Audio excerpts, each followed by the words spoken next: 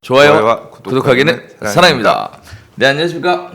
2018년 6월 12일 고품격 부동산 토크쇼 부동산 별별 수다에 오신 여러분 환영합니다. 자, 오늘 나눌 이야기는 부동산 시장에 관련된 이야기를 나눠볼 텐데요. 일단은 공시지가가 무지하게 올랐다는 얘기가 있어요. 그 중에 마용성 사실 2017년 하반기부터 2018년에 가장 이슈가 됐던 신생어죠, 신생어. 마용성. 네. 마용성에 대한 지가가 상승했을 거라는 것은 당연히 예상할 수 있는 바였는데 그 중에서 마포가 제일 많이 올랐다고요? 의외네요. 용산이 제일 많이 올라가야 되는 거 아니에요? 그런가요?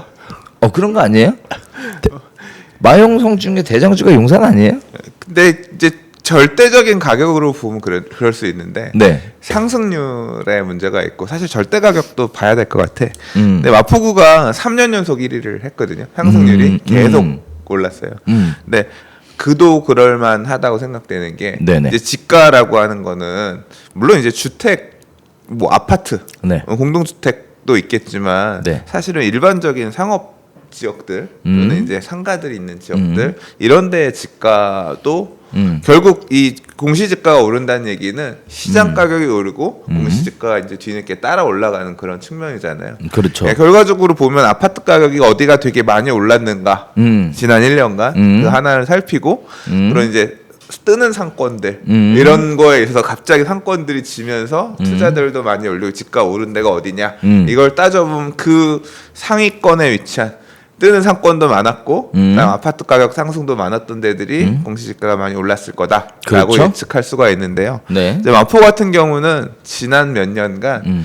재개발 대단 뉴타운 사업을 포함해서 재개발 사업을 통해서 공급했던 이 아파트들이 많아요. 그리고 그러니까 새 아파트들이 되게 많은 거죠. 지난 몇 년간. 그리고 이 새 아파트들이 입주하고 나서 소위 말하는 리즈 시절을 보내고 있어요.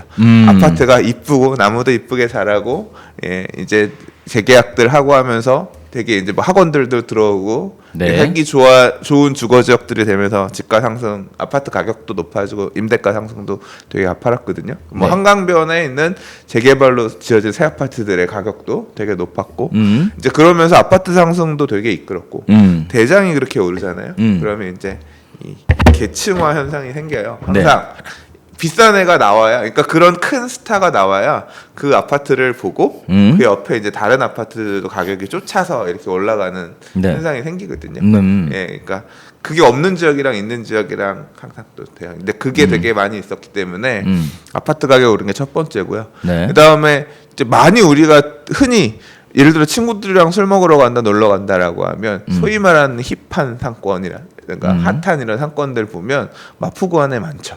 그래요? 예를 들자면 열정도 아니었어요? 네. 메인은 지금 사실 마포 쪽에 있는 상권들이 엄청 떴죠. 뭐 예를 들자면 서교동이라든가 홍대, 홍대 주변에서 커진 상권들이 되게 커졌고 맞아. 그 상권이 연결되면서 많고. 상수동 쪽으로 연결돼서 상수동길 만들어지고 그 다음에 망원시장 주변으로 해서 소위 말하는 망리단길이라고 생기면 그 지역의 상권들도 되게 커졌고 그 다음에 연남동 연트럴파크라고 해서 이제 그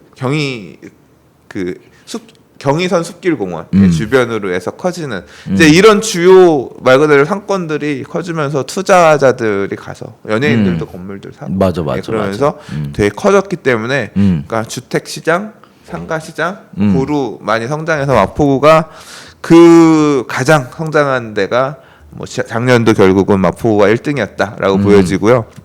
이제 이런 데들이 많이 있는 지역들이 계속 또 집가 상승에 첨단을 최고를 달릴 수밖에 없죠. 성수동 같은 경우도 사실 재개발 사업을 통해서 새로 입주한 아파트가 많아요. 마포처럼 예를 들자면 뭐 왕십리 뉴타운도 입주 다 있고, 그러네. 그다음에 옥수 12구역, 13구역 이편한 세상 옥수 파크힐스도 입주했고, 뭐 지금도 이제 앞으로 계속 입주하고 있는 데들이 있지만 이런 데들이 결국 아파트 가격이 올라주면서 아파트의 집가 상승을 채워줄 거고, 성수동도 사실 이제 가면 성수동 또 핫하잖아요, 되게. 그렇죠.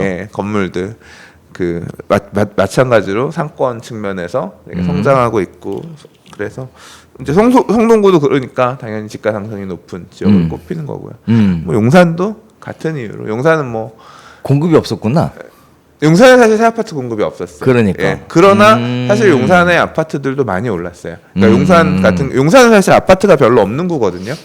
맞아요. 용산은 이촌동이라고 하는 이제 지역이 그 지역에만 주로 아파트가 있고 또는 일부 주상복합 아파트들 정도밖에 없고 용산은 사실 주택지가 그렇게 안 많아요. 미군 부대 공원 부지 말 그대로 미군 부대 부지들 되게 많고 워낙에 남산 크죠. 있고 그다음에 국정무지구 후보지 그 국정무지구 추진하고 있는 용산 기지창 또는 철도 용지 이런 식으로 있기 때문에 주택지들이 별로 없거든요. 용산구는. 맞아요. 또는 그냥 일반 주택가들이 많고 한남 뉴타운도 있지만 사실 아직 뉴타운으로 아파트 공급 하나도 안 했잖아요. 아파트들이 얼마 없는데 그래도 뭐 이촌동 같은 경우도 굉장히 가격 상승 많이 했죠. 예, 그 부분들이 반영됐을 거라고 생각하고요.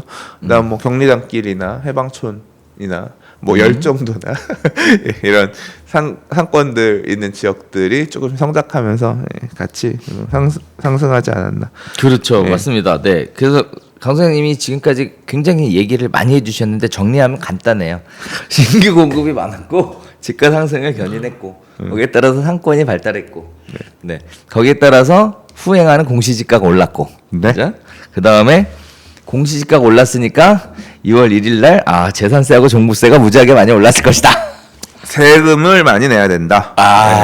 국가가 돈을 더 내놓으라고 할 것이다. 그래서 제가 생각하는 게 그거예요. 네. 일단 하나는 용산은 선방했네요. 집가 올라간 거 보면 신규 공급이 없었는데도 불구하고 그렇죠. 집가 상승률 2등이니까 결국은 신규 공급이 있었어. 2등은 아니야. 사실 서초구가 2등이고요. 아, 그래요? 예. 마포구가 그렇구나. 11.89%로 1등, 서초구가 8.76%로 2등, 용산구와 성동구가 8.14%로 3등. 서초구도 그랬겠구나. 그 저기 재건축 그 서초 한강변에 입주하면서. 아크로 리버파크가 아크로 서초구, 형제들. 예, 서초구죠. 예, 맞아요. 아크로 그래서 똑같이 이렇게 돌아가는데 용산은 그래서 선방한 케이스였던 것 같아요. 특별하게 신규 공급을 통해서 주택 가격을 끌어올리는 어떤 그런 이슈가 없었음에도 불구하고 공시지가는 세 번째로 많이 올라갔는데, 자, 제가 여기서 토픽으로 삼고 싶은 내용은 그게 아니고요. 네, 뭘까요? 이렇게 가격이 올라가서 세금 많이 내는 게 좋을까요? 네. 뭐 상승하는 때가 있으면 많이 못 오르는 때도 있고 그렇겠죠. 올해 종부세 더 내셔야 되겠는데? 종합부동산세요? 네. 뭐 내야죠. 와, 큰일 났네. 벌이도 없는데. 그러니까요. 그러니까 그게 좋은 걱정입니다. 걸까요? 사실 소득이 많아야 네. 소득이 많을 때 세금도 내는데, 그러니까 이 보유세는 그래서 사실 굉장히 불쾌한 세금이에요. 그러니까 소득과 상관없이 부담해야 될 세금이기 때문에 납세자 입장에서는 그러니까 돈을 많이 벌면 많이 벌었으니까 그거에 대해서 낸다라고 하면 남는 거에 대해서 내는 세금, 그러니까 얻어들이는 데에서 소득이 나가는 거니까 뭐 그럴 수 있는데, 이렇게 보유하고 있는 것에 대한 세금 그리고 이제 이자 늘어나는 거는 네. 어떻게 내가 소득이 늘어나는 거하고 상관없이 내야 될 부담이 커지는 거니까 그러니까 불쾌하다는 표현이 좀 거슬리실 수 있겠지만 그러니까 짜증나요. 막 뭐 집값이 올랐다니까 내는 거 아니야라고 하면 말은 없지만 그러나 내야 되는 금액이 늘어난다는 건 되게 고통스럽고요. 사실 이 경험을 불편한 얘기죠. 네. 이어가고 싶은 팔면 되는데, 그러니까 팔아도 팔고 전세로 세금이니까. 사실 계획은? 예? 팔고 전세로 사실 계획은? 저는 한 번도 그런 생각을 해본 적이 없습니다. 자, 집은 네. 팔지 않는 것이다. 집은 사기만 하는 것이다. 자산은 뭐 그러니까 갈아타고 막 이런 거 잘 못해요. 예. 네. 사고 팔고 잘 못합니다. 그렇군요. 예. 자, 그래서 양면성이죠. 집가가 상승이 돼서 기분이 좋은 것도 있는데 이렇게 공시지가 올라가서 재산세나 종부세 같은 보유세가 상승을 해서 세금을 많이 내는 건 또 어두운 측면이기도 해요. 그래서 양면이 존재하는데, 글쎄요, 어떤 것이 옳으냐 그르냐라고 얘기하기는 어려울 것 같고요.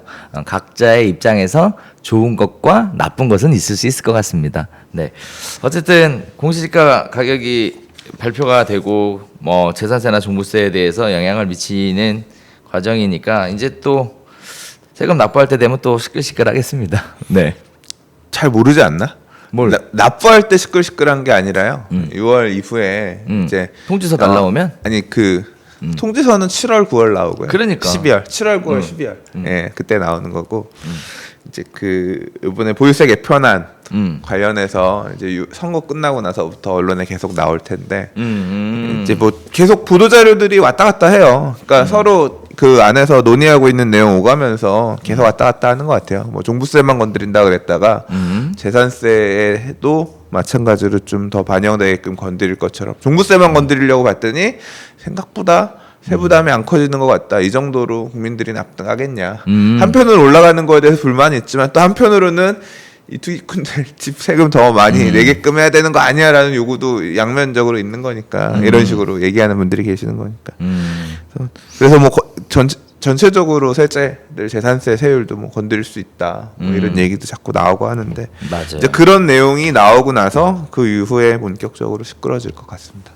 자, 그래서 지방선거 끝나고 나면 진짜 보유세 개편안 얘기 나오고 그러면 그 얘기와 더불어서 통지서 날라오겠네요 이제. 네, 아우, 집에 가서 통장 잔고 확인해봐야 돼.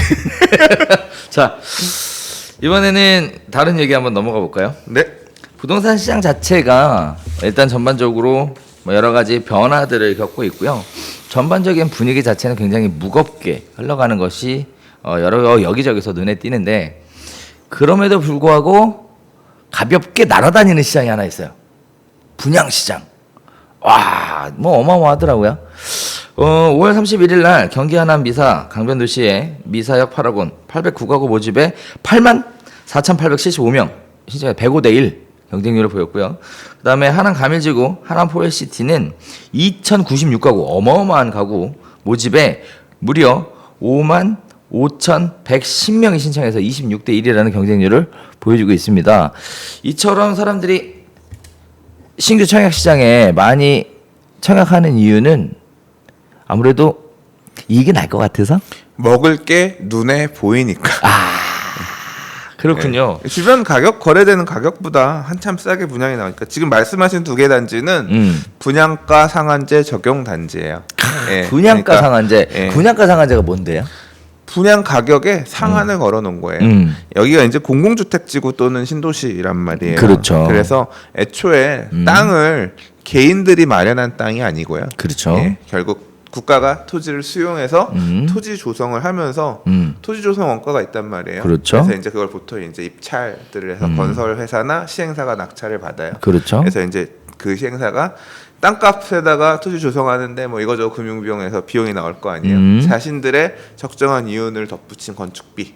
이제 이걸 기준으로 해서 분양가를 정해요. 그러니까 매입을 지금 한 게 아니라 과거에 했잖아요. 그렇죠. 그러니까 과거에 매입한 저렴한 토지 원가가 있고 정부가 그걸 다 알기 때문에 이제 그 토지에다가 이 건축 이윤 더해가지고 분양가 정해놓으니까 사실 이 공공주택지구나 여기에서 분양한 건설회사는 이윤은 빠네요. 보이는 게 얼마 없지. 근데 그 가격에 분양을 내야 되는 상황인 거예요. 네. 근데 이제 그랬기 때문에 분양가가 별로 안 올랐죠. 그러니까 만약에 민간 사업이고 분양가 상한제 적용이 안 됐다라고 하면 비싸게 더 팔 수도 있었겠죠. 예, 이익을 더 반영해서 지가 상승분을 더 분양가에 반영해서 비싸게 냈을 수도 있었을 거예요. 근데 분양가 상한제 단지였기 때문에 그냥 바로 미사역 8학원 같은 경우는 진짜 먹을 게 많죠. 이게 신도시라든가 공공주택지구나 이런 그러니까 신도시 쪽으로 가면 사실 역세권의 가치가 훨씬 커지거든요. 네. 그러니까 그 안에서 가격이 차별화되잖아요. 부동산 가격이라고 하는 게 뭐 학군에 의해서 차별화될 수도 있고. 근데 이 수도권으로 갈수록 이 교통시설, 철도교통시설이라든가 광역교통시설에 인접해 있는 주거지역의 집가들이 훨씬 높거든요. 왜냐하면 신도시 안은 다 학교라든가 공원이라든가 대부분 다 갖추고 있어요. 애초에 계획해서 졌으니까. 그렇죠. 근데 편리한 교통이라고 하는 거는 딱 그 주변에 몇 곳에만 혜택을 보거든요. 그래서 그거에 따라서 가격 차별이 되게 벌어지는데 요즘 이 미사역 강변 미사 같은 경우는 5호선이 딱 나오는 미사역 미사역 앞에 주변에 만들어지는 주복이고 이게 그리고 서울 안의 주복들은 그러니까 인서울 주복은 말 그대로 상업 지역의 용적률을 빽빽하게 이렇게 해서 용적률 1000%, 800%막 이렇게 짓는 주복들이 많아요. 네. 용적률을 꽉꽉 눌러서 지으면 사실 세대 설계, 평면 설계라든가 이게 별로 안 이쁘거든요. 그렇죠. 근데 이런 신도시라든가 공공주택 지구 내 주복은 용적률이 안 높아 생각보다. 그래서 이제 그런 부분에 대한 장점도 조금 더 있지 않았을까 싶어요. 그래서 기본적으로 인근에 있는 실제 거래되는 애들에 비해서 분양가가 많이 싸게 나와서 청약했어야죠. 그러니까 할 수 있는 자격 할 수 있는 사람이었다면 청약을 했어야 되는 상황이었습니다. 그렇죠. 자 이제 그러다 보니까 이제 또 안타깝게 이 다음 주제로 넘어가기 전에 이런 생각을 좀 하기는 해요. 이렇게 택지개발지구에 저렴하게 택지를 분양을 받아서 아파트 공급을 하죠. 그러다 보면 건설회사야 니네 너무 벌지 마라. 그래서 이제 분양가 상한제를 시행을 하는 거고 거기에 따라서 분양 가격을 어느 정도 규제를 하는 거죠. 그런데 보면은 메이저 건설사들이 우리가 흔히 얘기하는 일군 건설사들이 이렇게 택지 개발 지구 안에서 택지를 분양을 받아서 공급하는 거는 어쨌든 이유는 남는 거 아니에요. 그렇게 많지는 않아요. 보면 신도시 개발하는 것도 보면 왜 그럴까요? 뭐 어차피 이윤이 남는 거라면 그냥 신도시 하나 통째로 사갖고 하는 게 더 낫잖아요. 현실적으로 제가 생각하는 내용은 뭐냐면 받기가 되게 힘들어요. 그러니까 이게 우리가 아파트 청약하기만 힘든 게 아니라요. 건설회사가 이 신도시라든가 공공주택지구 안에 택지를 매입하는 게 받는 게 되게 힘들어요. 뭐예요? 그냥 입찰가 써내면 되는 경쟁률이 엄청 높아. 그러니까 우리 아파트 청약 경쟁률만 높은 게 아니라 건설사들이 이런 주택지 왜냐하면 그냥 일단 땅만 받으면 앉아서 돈을 버는 거잖아. 그렇죠. 이게 땅만 받으면 분양 다 잘 될 거고 이윤이 엄청 크지는 않지만 실패할 리스크도 별로 없잖아요. 그러니까 사실 엄청나게 받으려고 노력들을 하고 하시는 것 같아요. 자, 그래서 분양을 받으면 이익이 생긴다.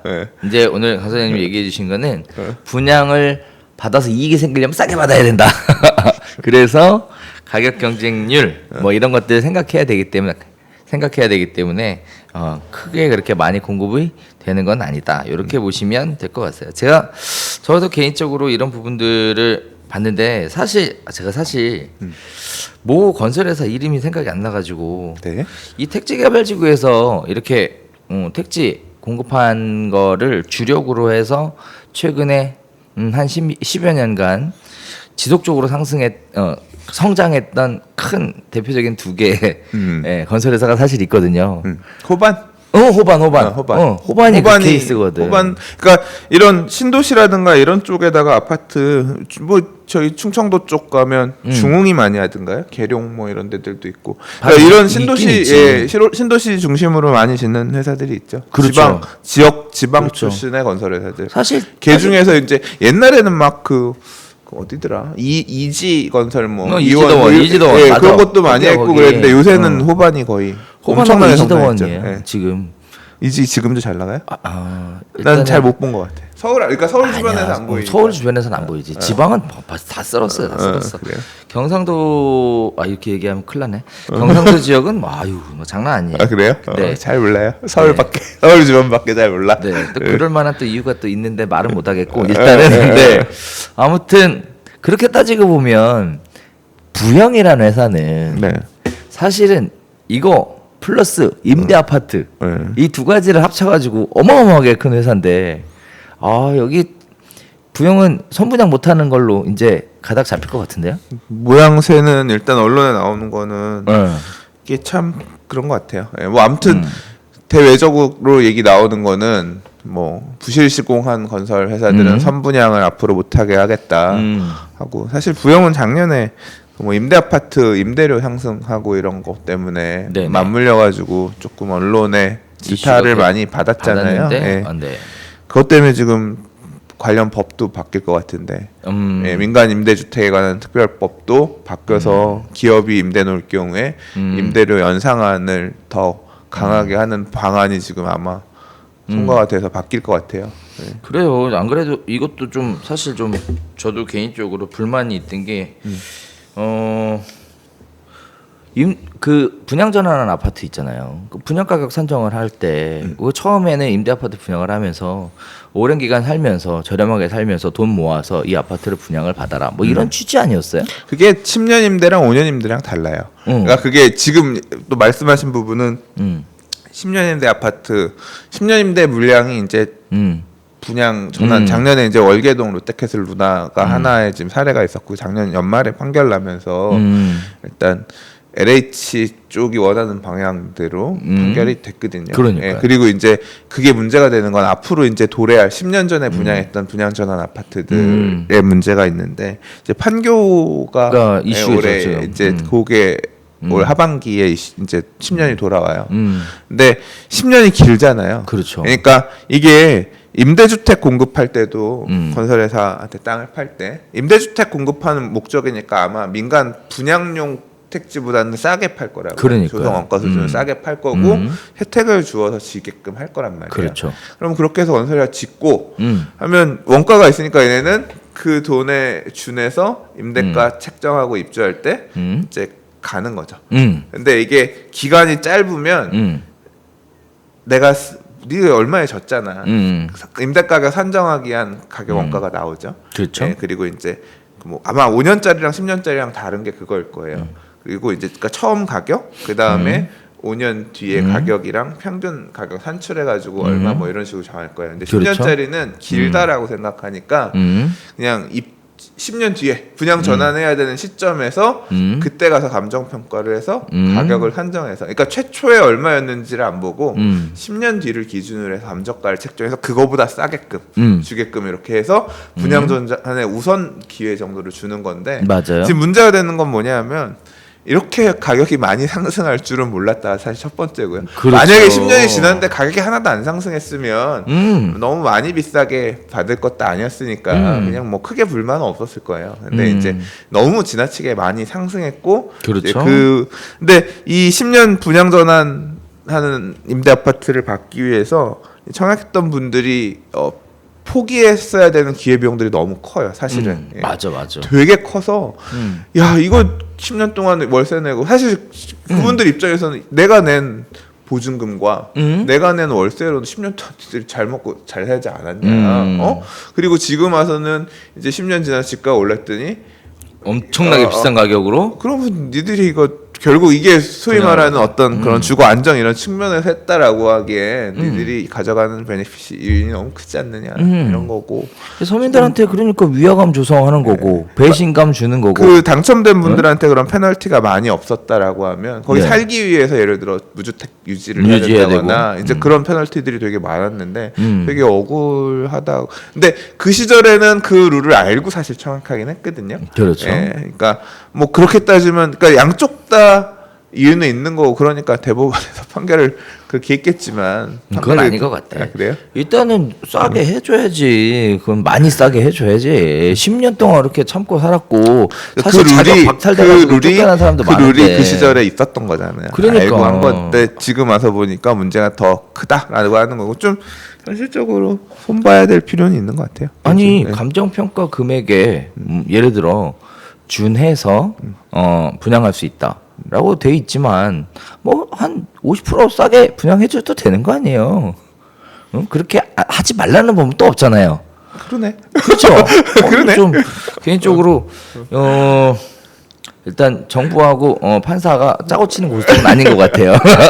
근데 이게 또 내부적인 문제도 봐야죠. 누구는 왜 여기 몇 퍼센트 해주고 누구는 몇 퍼센트 해주느냐. 뭐 예를 들자면 10년 임대도 지역에 따라서 뭐 판교는 50% 60%고 뭐 어디는 80%고 뭐 간다고 하면 그런 형평성 문제도 있을 거고 제가 알기로는 LH가 이렇게 돈이 흑자 기업은 아닐 거예요. 맞아. 기본적으로 빚잔치 기업이기 때문에 이제 이런 걸 통해서라도 수익 개선을 해야 됩니다라는 내부적인 목소리도 있을 거고 되게 어렵겠죠. 그럼 만약에 LH가 계속 적자 빚잔치 하면 세금 투여해야 되잖아요. 그렇죠. 네, 이제 그런 문제도 있을 거고. 그러면 이제 또 특정한 사람들을 위해서 뭐 대다수의 국민들이 희생해야 되냐 또 뭐 이런 얘기 또 나오는 거고. 그렇죠. 그러니까 어려울 참 거예요. 어려워요. 네. 그래서 과거의 기억을 좀 이런 얘기도 되나? 한때 그 5년 분양 전환 아파트 열심히 찾아다녔던 기억이 있었던. 네. 전화 없어요? 그만하겠습니다. 네. 전화 없어요? 자, 그래서 이렇게 분양이라는 것 자체가 여기가 잠깐 임대주택 때문에 새 나가긴 했지만 다시 본론으로 돌아가자면 분양한 아파트들에 대한 인기가 지금 굉장히 뜨겁게 달아올라 있는 것은 사실입니다. 과거에 이제 했었어야 되는 하남 쪽에 있는 아파트는 이제 접어두고요. 이제 앞으로 하게 될 아파트들 미리 좀 알면 괜찮지 않겠어요? 그래서 제가 분양 올해 또 6월달, 7월달, 8월달 좋은 분양 단지 되게 많습니다. 그러니까 말이에요. 그리고 하남 뭐 공공주택지구라고 하는 데가 지금 뭐 대박이었지만 또 나올 때들이 있죠. 네. 그렇죠. 그래서 이제 제가 간단하게 좀 뽑아봤는데요. 아마 귀를 잘 세우시고 들어보시면 참고가 좀 되지 않을까 싶습니다. 저희가 자막으로 제공하지 못하는 점, 네 죄송하게 생각드리고요. 일단은 가장 크게 이슈가 되고 있는 데가 이제 과천이에요. 네, 과천의 정보타운, 그래서 S 구블록. 여기가 647가구인데요.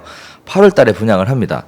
자, 다음에 구로 향동지구 같은 경우에도 이제 서울이니까 아무래도 관심 대상이겠죠. 그래서 732가구 7월달에 분양을 하게 되고요. 향동지구는 얼마 전에 제가 갔다 오면서 향동지구가 아니라 항동지구예요. 항동. 예. 얼마 전에 오면서 항동지구 지금 공사하는 거 봤거든요. 지금은 뭐 허벌판이긴 하더라고. 근데 좋을래다. 그래서 그래도 서울이니까라고 했잖아요. 그렇죠. 네.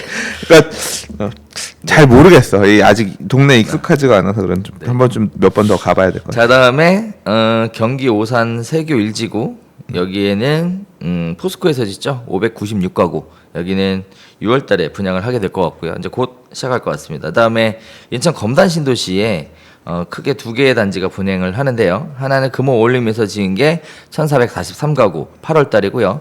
또 푸르지오가 1551가구 그래서 8월달에 또 있습니다. 그 외에도 뭐 다양하게 있어요. 아직 일정이 확정이 되진 않았지만 신정 뉴타운 2-1구역에 1497가구 그래서 레미안에서 짓고요. 이 중에 647가구가 일반 분양에 계획되어 있습니다. 자, 그다음에 제가 관심 있게 보는 지역 중에 또 한 군데가 동대문구 전농동의 청량리 4구역. 그래서 1425가구 중에서 1253가구가 일반 분양을 하게 되는데요. 청량리역 롯데캐슬이라고 불려집니다. 과거에 청량리역이 많이 바뀌었죠. 네. 아마 몇 년 동안 안 가보신 분들은 여기 변화가 어떻게 이루어졌는지 아마 짐작하기도 어려울 만큼 많이 바뀌었습니다. 그래서 이쪽 지역에 공급이 되면 꽤나 좀 인기가 있지 않을까 이런 생각도 들고요. 자, 다음에 늘 뜨거운 관심사였죠. 네, 강동구 상일동의 고덕주공 6단지. 네, 여기가 864가구가 또 일반 분양을 계획을 하고 있습니다. 그 밖에도 다양하게 많은데요. 일단은 김포도에 있는 신공 6지구 그래서 캐슬앤 파밀리의 시티 2차 2255가구가 분양이고요. 그다음에 응암 1구역에 723가구를 짓고 그중에 320가구가 분양이고요. 수색 9구역에 753가구를 짓고 251가구가 분양이고요. 자, 그다음에 또 항상 경기도권에 나오는 재건축이죠. 철산 주공 4단지 드디어 개발이 돼서요. 대우에서 공급을 하게 되는데 295가구가 일반 분양에 있고요. 자, 다음에 전통적인 일기 신도시였죠. 분천에 있는 송내동 송내 1-2구역의 레미안 아파트가 497가구 일반 분양을 준비하고 있습니다. 그 밖에도 강남 쪽에 또 대기하고 있는데요. 삼성동 상하 2차 아파트 697가구를 짓고 이 중에서 115가구를 분양을 할 계획이고요. 자, 다음에 또 반포에 3호가 된 3차 아파트 그래서 835가구를 짓고 이 중에 또 219가구를 분양을 합니다. 와, 힘드셨겠어. 하반기에 얘기하느라. 분양잔치 지금 그죠? 예. 어마어마하게 많은데 이게 또 입지를 보면요. 네.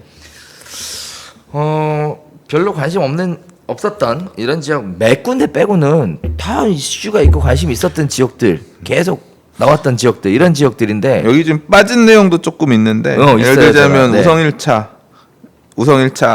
서초 우성 1차 같은 경우도 할 거고 좀 뭐 이게 7월 8월 중심으로 얘기가 나와가지고 6월 분양 물량들 중에 일부 빠진 게 있는 것 같은데요. 아, 그래요? 예. 근데 일단은 강남권 재건축 분양 물량들이 조금 있어요. 지금 아까 삼성 상하 2차 라든가 아니면 맞아요. 반포 3호가든 3차 같은데 세대수는 얼마 안 많아요. 예.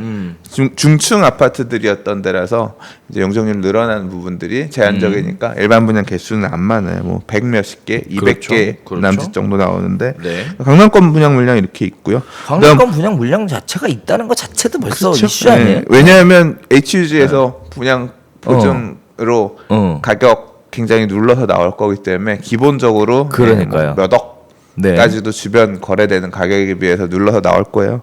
집에 가서 그래서 청약통장 봐야 되겠는데. 네, 이제 아무튼 뭐 그런 것들 있고요. 네. 그 다음에 이제 저층 재건축 중에서는 역시 이제 강동구 고덕주공 마지막 고덕주공. 분양이라고 할 수 있는 고덕주공 6단지 이 6단지 위치도 되게 좋거든요.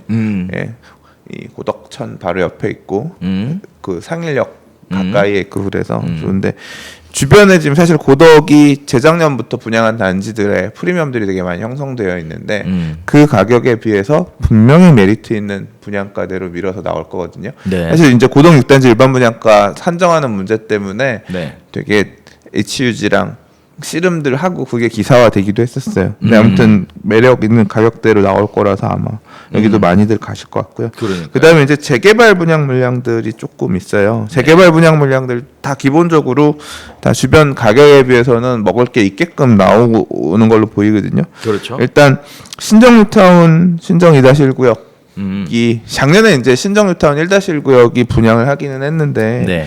이제 거기 같은 경우는 약간 같은 신정 뉴타운이지만 그 지하철역이라든가 이런 측면 때문에 약간 가격 차이가 나긴 나거든요. 근데 여기는 인근에 힐스테이트 목동 힐스테이트 신정 4구역 재개발해서 아파트 있어요.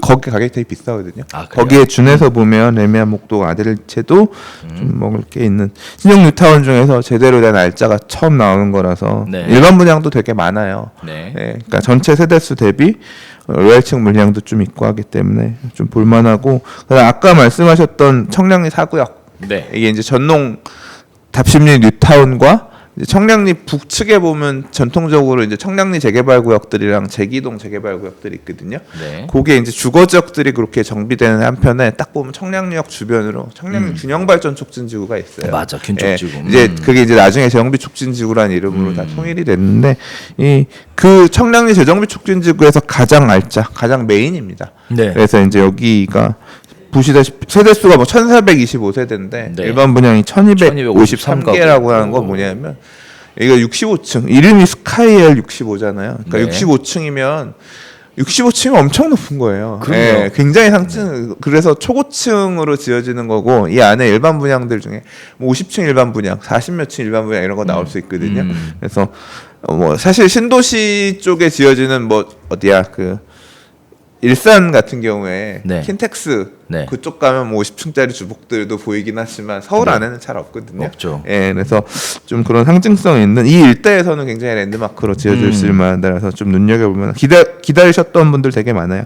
그리고 은평구에서는 아까 응암 1구역 여기가 녹번역 바로 밑이거든요. 바로 네. 초역세권이에요. 근데 녹번역에는 녹번 1-1지구, 2지구, 3지구 그래서 그 재개발 이제 올 연말에 입주하는 1-1, 1-2가 올 연말에 입주하거든요.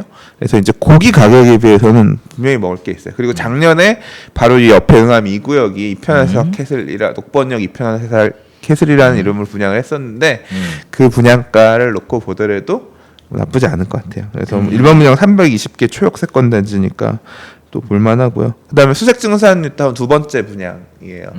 작년에 수색 4구역 DMC 롯데캐슬 더 퍼스트가 분양을 했는데 이제 이어서 수색 9구역이 또 이번에 나오거든요. 여기는 DMC 역세권이고요. 수색증산 뉴타운 자체가 인근에 개발 호재들도 많고 뭐 수색 역세권 개발이며 상암 DMC 바로 인근이기 때문에 그것도 괜찮고. 예, 여기도 네.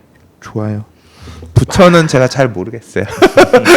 인서울 재개발 물량들은 다 알짜들만 나오고 그러니까요. 분양가는 주변 가격 비해서 뭐 저렴하게 나올 있게 거고. 때문에 꼭 뭐 강남을 들어가고 뭐 이럴 수 있는 분들은 좋겠지만 항상 청약이나 내 집 마련 내 자금 규모화에서 눈높이에서 하는 거기 때문에 이런 데들 적극적으로 다 청약할 필요 있다 생각합니다.